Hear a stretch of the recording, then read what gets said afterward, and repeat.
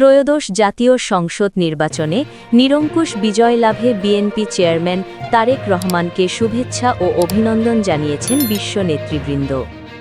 বিভিন্ন দেশের রাষ্ট্রপ্রধান ও কূটনৈতিক মিশনগুলো নতুন সরকারের সঙ্গে দ্বিপক্ষীয় সম্পর্ক ও আঞ্চলিক সহযোগিতা জোরদারে একত্রে কাজ করার আগ্রহ প্রকাশ করেছে।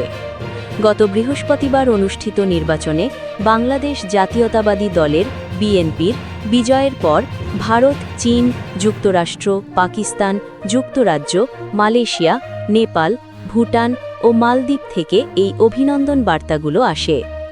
ভারতের প্রধানমন্ত্রী নরেন্দ্র মোদী এক বার্তায় এবং টেলিফোনে তারেক রহমানকে শুভেচ্ছা জানিয়েছেন।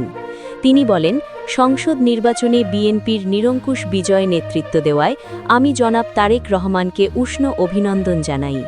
তিনি আরও বলেন, ভারত একটি গণতান্ত্রিক, প্রগতিশীল এবং অন্তর্ভুক্তিমূলক বাংলাদেশের পাশে থাকা অব্যাহত রাখবে।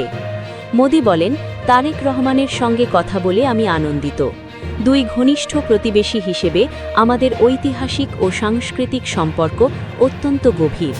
আমি দুই দেশের জনগণের শান্তি, প্রগতি ও সমৃদ্ধির জন্য ভারতের অব্যাহত প্রতিশ্রুতির কথা পুনরাবৃত্ত করছি। পশ্চিমবঙ্গের মুখ্যমন্ত্রী মমতা ব্যানার্জিও শুভেচ্ছা জানিয়ে বলেন, বাংলাদেশের সকল ভাইবোন ও জনগণকে আমার আন্তরিক অভিনন্দন, শুভনন্দন। তাদের সবাইকে অগ্রিম রমজান মোবারক। এই মহান বিজয়ের জন্য তারেক ভাই, তার দল এবং অন্য সকল দলকে অভিনন্দন জানাই। তিনি দুই দেশের সম্পর্ক সবসময় সৌহার্দ্যপূর্ণ থাকার আশাবাদ ব্যক্ত করেন। মার্কিন পররাষ্ট্রমন্ত্রী মার্কো রুবিও বলেন, বিএনপি, তারেক রহমান এবং বাংলাদেশের জনগণকে অভিনন্দন। আঞ্চলিক সুরক্ষা ও সমৃদ্ধি এগিয়ে নিতে নবনির্বাচিত সরকারের সঙ্গে কাজ করতে আগ্রহী যুক্তরাষ্ট্র।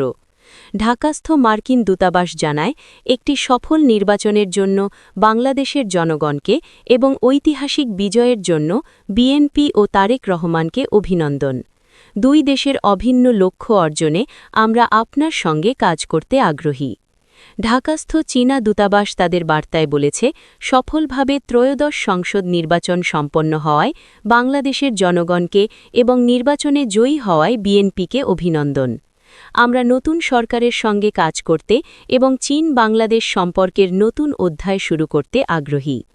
মালয়েশিয়ার প্রধানমন্ত্রী আনোয়ার ইব্রাহিম বলেন, এটি গণতন্ত্রের জয়। বাংলাদেশের মানুষ এক কঠিন চ্যালেঞ্জের সময় পার করে ব্যালট বাক্সে তাদের রায় স্পষ্ট করে দিয়েছে। দ্বিপক্ষীয় সম্পর্কে নতুন প্রাণশক্তি আনতে আমরা বাংলাদেশের নতুন নেতৃত্বের সঙ্গে কাজ করার অপেক্ষায় আছি। নেপালের প্রধানমন্ত্রী সুশীলা কার্কি বলেন, তারেক রহমানের নেতৃত্বে বিএনপির এই অসাধারণ বিজয়ে আমি আমার আন্তরিক অভিনন্দন জানাচ্ছি। প্রতিবেশী সুলভ সম্পর্ক এবং পারস্পরিক স্বার্থ সংশ্লিষ্ট বিষয়ে সহযোগিতা জোরদার করতে আমি আপনার সঙ্গে কাজ করতে চাই। সব মিলিয়ে বিশ্ব নেতাদের এই অভিনন্দন বার্তা বাংলাদেশের নতুন সরকারের জন্য আন্তর্জাতিক অঙ্গনে ইতিবাচক বার্তা বহন করছে। এখন দেখার বিষয়, এই সমর্থন ও শুভেচ্ছা বাস্তব কূটনৈতিক সহযোগিতায় কতটা রূপ নেয়। এমন নির্ভরযোগ্য ও দ্রুত খবর পেতে আমাদের চ্যানেলটি লাইক, কমেন্ট ও সাবস্ক্রাইব করুন।